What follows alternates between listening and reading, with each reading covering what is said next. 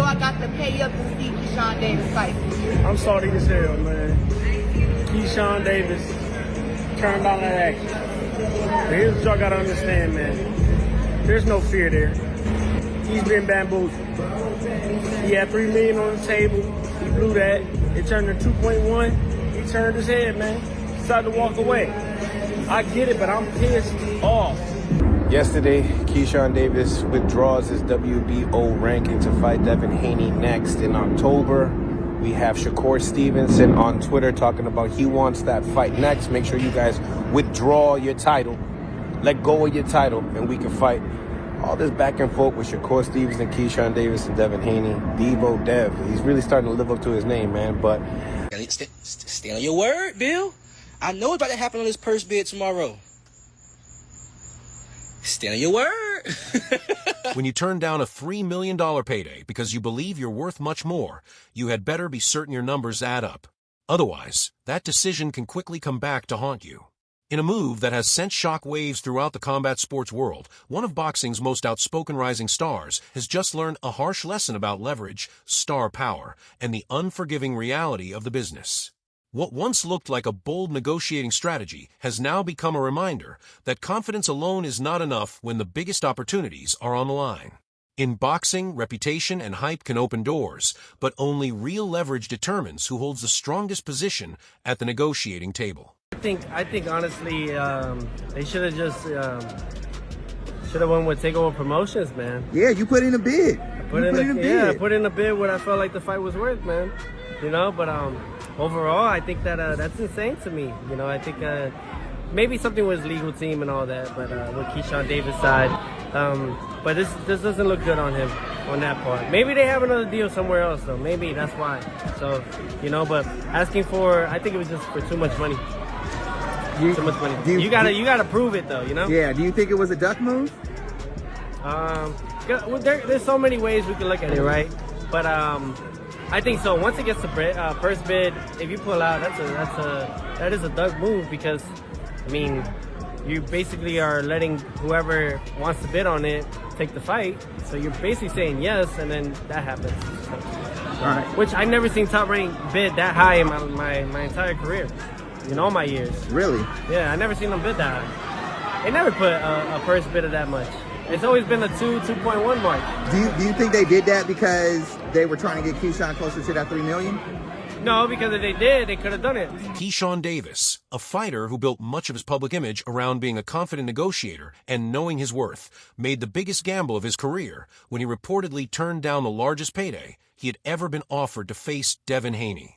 Believing he deserved a better financial package, Davis chose to reject the deal in hopes of securing more favorable terms. Instead, the situation took a dramatic turn. Rather than seeing his value increase, his reported payday dropped by nearly $1 million, and in the end, he walked away from the negotiations without a fight or a paycheck.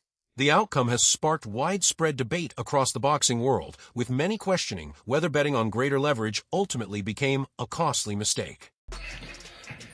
I was just reading an article from Lance Pugmire where he was reporting on this Keyshawn Davis duck of Devin Haney, because that's exactly what the fuck it is, bro. Give a damn what nobody's saying. Y'all know I don't even like Devin Haney or Bill Haney or nobody that fuck with them. They got a channel pretty much, bro.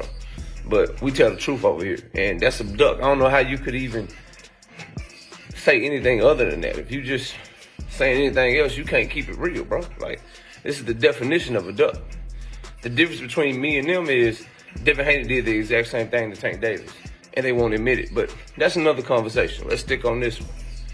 Keyshawn Davis, according to Lance Pugmire, said the purse that he was going to get for Devin Haney was embarrassingly low, according to somebody in his camp that Lance Pugmire talked to. How is the highest purse of your career embarrassingly low? Embarrassingly low, I should say. Shit's trash, bro. Boxing is trash.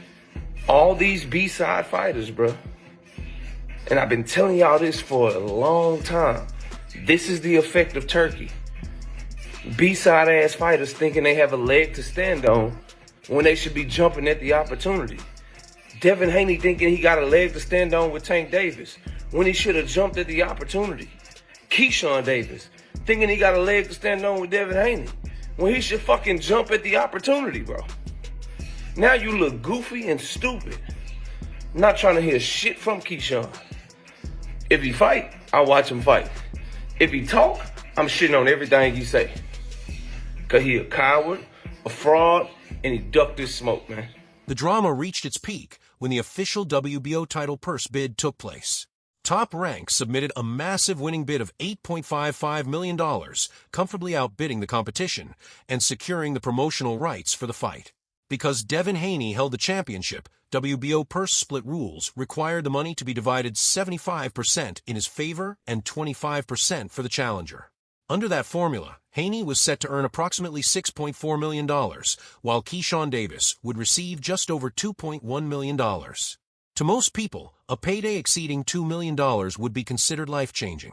However, inside Davis's camp, the offer was viewed very differently. They believe the split failed to reflect his growing popularity and market value, making the proposed purse feel less like a major opportunity and more like a disappointing setback. Has to be the most diabolical duck I've ever witnessed, gang. Like, bruh, I couldn't believe. Here, let me just give you guys the news from Mike Coppinger. He said that Ring Magazine has been notified of this duck. Brother, let me read this off to you. It says, Keyshawn Davis's team has formally informed the WBO that he will not move forward with challenging Devin Haney for his welterweight title, according to a letter obtained by Ring Magazine. Davis was set to earn $2.13 million following Thursday's purse bid that was won by Top Rank. I had to get this post before I made this video because the first thing I saw was this X post from Bill Haney saying he ducked it. This is where the story shifts from a disappointing business decision to what many see as a complete negotiating disaster. Before the official purse bid ever took place, Top Rank had reportedly offered Keyshawn Davis a guaranteed flat fee of $3 million to accept the fight immediately. Confident that he could secure a much bigger payday, Davis turned down the offer, believing that allowing the fight to go to a purse bid would significantly increase the total amount and strengthen his negotiating position. Instead, the gamble had the opposite effect. Once the purse bid was finalized, Davis's guaranteed earnings dropped to just over $2.1 million, meaning he had effectively given up nearly $900,000 by rejecting the original offer. The outcome became a powerful reminder that confidence, public support, and social media hype do not always translate into greater leverage or a larger payday when real negotiations begin.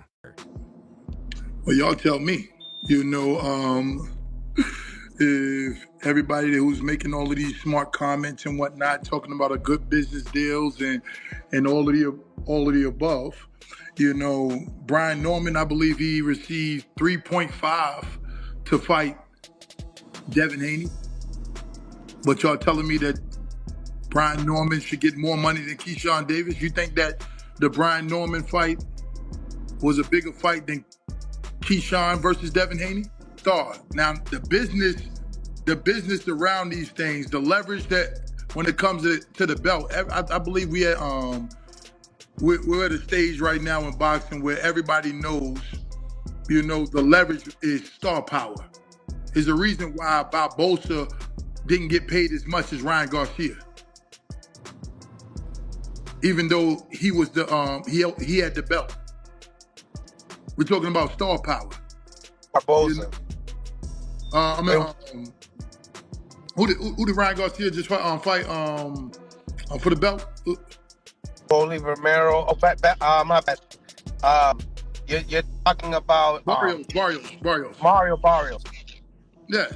Is a reason why Ryan Garcia got the most. Even though he was the challenger, he still got paid more. Now, anybody who is saying that Brian Norman was a bigger star and he deserved more money for the fight against Devin Haney than Keyshawn did, you're not having a genuine conversation. You're not having a genuine conversation. That fight, right? This fight right here against Keyshawn versus Devin Haney is not a $2.1 million fight. The outcome left much of the boxing world stunned, and prominent analyst Showbiz could not hide his disbelief when reacting to the situation. Speaking on his channel, he delivered one of the strongest responses yet, saying, "Ain't no way, gang. This has to be the most diabolical duck I've ever witnessed in my life." His comments quickly spread throughout the boxing community, adding even more fuel to an already heated debate. While some fans agreed with his assessment, others argued that the negotiations were more complicated than they appeared. Regardless of which side people supported, Showbiz's reaction captured just how shocking the situation had become and why it was generating so much discussion across the sport. This duck is one of the biggest. It's like Canelo Benavidez. It may be bigger than that because Canelo has consistently said for many different reasons, there was a new reason all the time on why he wouldn't fight David Benavidez. He never said he would fight him, though. Keyshawn, on the other hand, said this. You know what happened to Debo at the end of the movie? He got hit with a brick. And my brother, Jay Prince, he said that he had a double-barrel shotgun. I got two double-barrel shotguns, you know what I mean, on both ends, and I got them blocked in, so they got to see me one way or the other. Who would have known it was shooting blanks?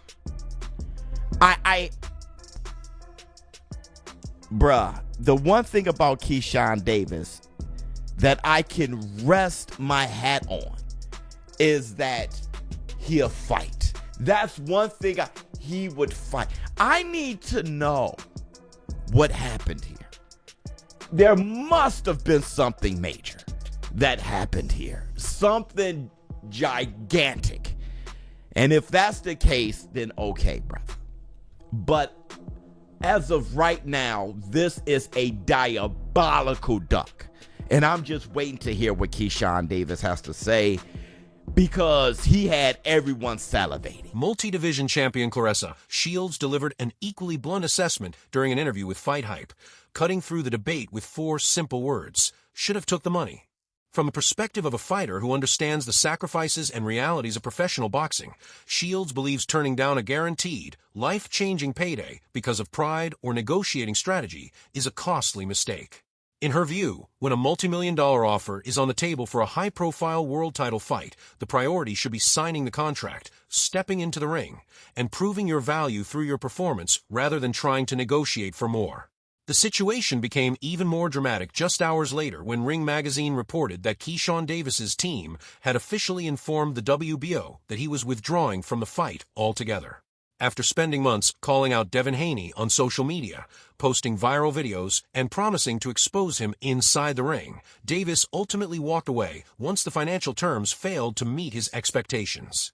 Reflecting on the unexpected turn of events, boxing journalist Sean Zittle remarked that Keyshawn's nickname, the businessman, had become one of the most ironic nicknames in boxing, given everything that had unfolded during the negotiations. Everybody is taking the piss out of Keyshawn Davis.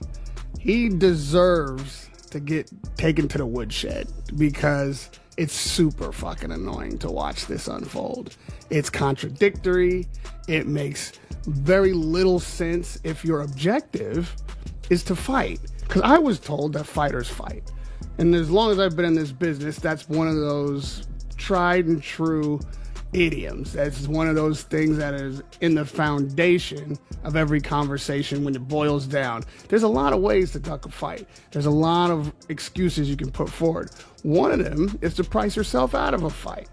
You know, another one of them is to miss weight by so many pounds that you just couldn't possibly justify putting a fight on. There are multiple ways for a boxer who doesn't want to fight to get out of a competition. And so we've seen both of those things now, it appears, from Keyshawn Davis. And then on top of that, one way to get out of a fight is to be a felon. Let's just start fighting outside of the ring. Let's make it difficult to get you in the ring because maybe you got court dates, or maybe we can't get insurance for you, or maybe you're just not marketable because you're a loose cannon and you could possibly turn this lobby or this basement into a melee. There's all kind of ways you can keep yourself out of the ring. The difference is back in the day when you would do those things, you were out of the ring, and that meant you were out of the conversation. That meant that you had no recourse.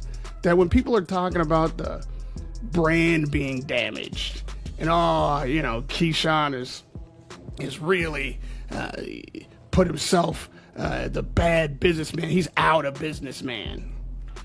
That's not the modern day. This entire situation highlights what many believe is a growing problem in modern boxing, where social media popularity is increasingly being mistaken for genuine market value in the sport. Too many young contenders spend countless hours building their online brands, winning debates on X and other platforms, and convincing themselves that a large following automatically translates into greater negotiating power. However, the business of boxing often operates very differently.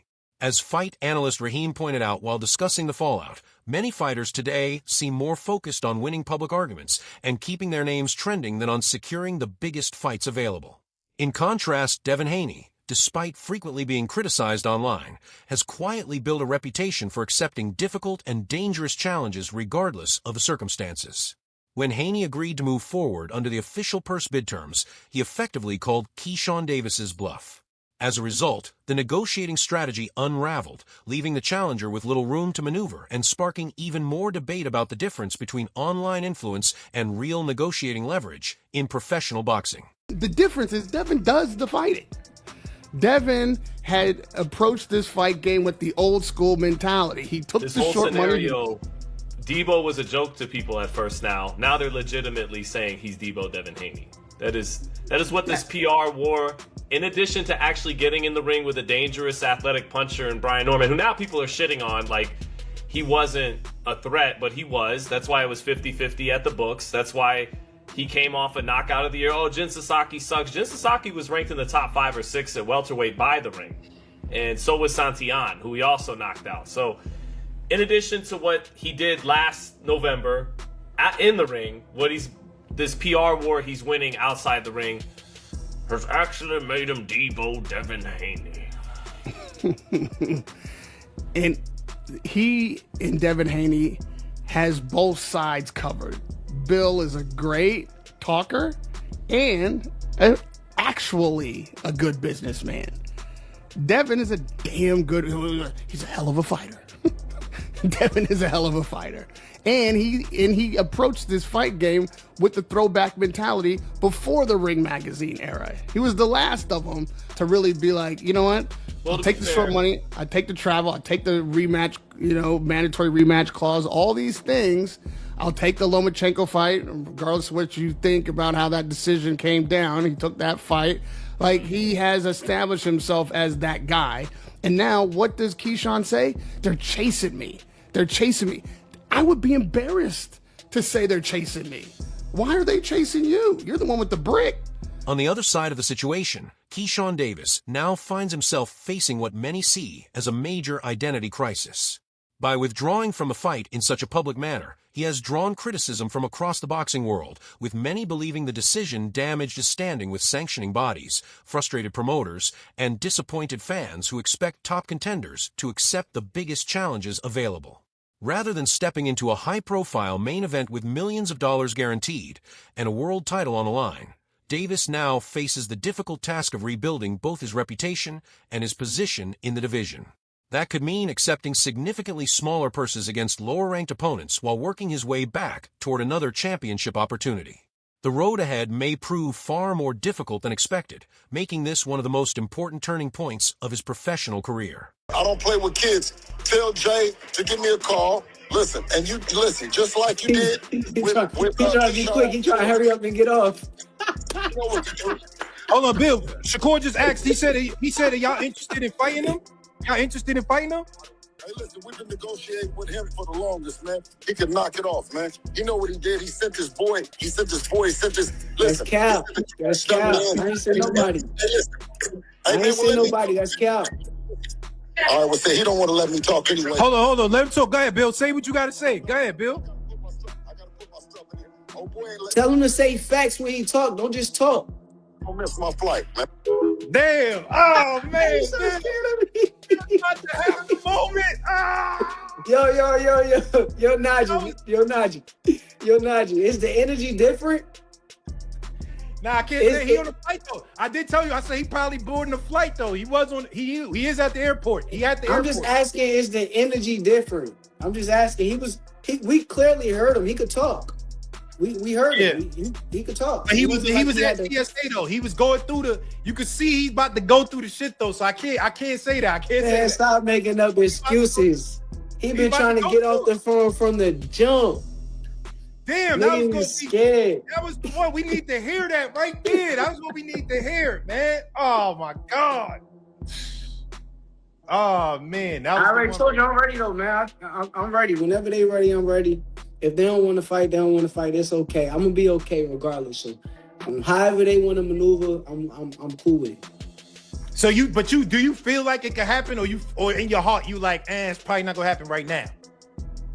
I mean, I just never seen nobody say, "Oh, we'll fight at 144," and then switch and say, "No, we're gonna fight at 140." I never seen that. Like, I never seen that before. So I'm trying to like understand what's going on through their brain at the time. Like, what transpired that was different from my end of like what happened to. In a sport where reputations are built on courage, determination, and a willingness to face the toughest opponents, turning down what many considered a dream opportunity because of a failed financial gamble could become a decision that follows Keyshawn Davis for the rest of his career. Whether that choice ultimately proves to be a temporary setback or a lasting mistake will depend on how he responds in the months ahead. That's all for today's video. If you enjoyed this breakdown, be sure to leave a like, subscribe to the channel, and ring the notification bell so you never miss any of our upcoming boxing news, fight breakdowns, and exclusive updates. Also, don't forget to share your thoughts and predictions in the comments below. Thanks for watching, stay tuned for more, and we'll see you in the next video. What's going to happen? That's what you said. I think the fight could happen. Yeah. I don't think the fight is dead. I think that he now needs to save a little face, get a little bit more money than $3 million. I think it actually is in Top Rank and DAZN's best interest to have this fight because, okay, lay out the other options. They're not terrible. I'm not saying that nobody's got any place else to go, but if you could imagine. Make a Frank Martin option. I'm not listing them in order, but option one, shelf him, fuck him for blowing weight in Virginia. And now putting us through this. So, man, shelf him. Option two, match him with Frank Martin, take it from there. Risk him, walking away without a title fight extension, and then he goes off to Zuffa. Or option three, talk to DAZN, see if, or Turkey, go to a sugar daddy, see if they'll throw a little something. Go to Keyshawn and go, all right, you just want $5 million after Jay Prince takes his 25 or 30%. What if we get you $3 million after that? What if we give you 4 instead of the 6 you want to walk away with 5, and we give you 4, and you walk away with 3? You actually walk away with 3 then. And if this, I guess that's another option. This is also, but real quick, to be fair to Ring though, this isn't something they brought about. Heyman began by overpaying fighters.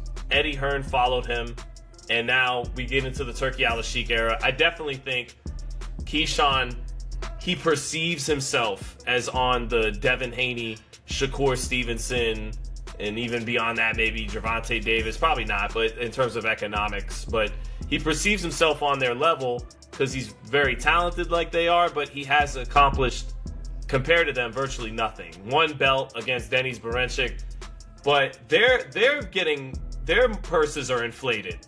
But not only are you not worth what they're worth, but their worth has been bloated. And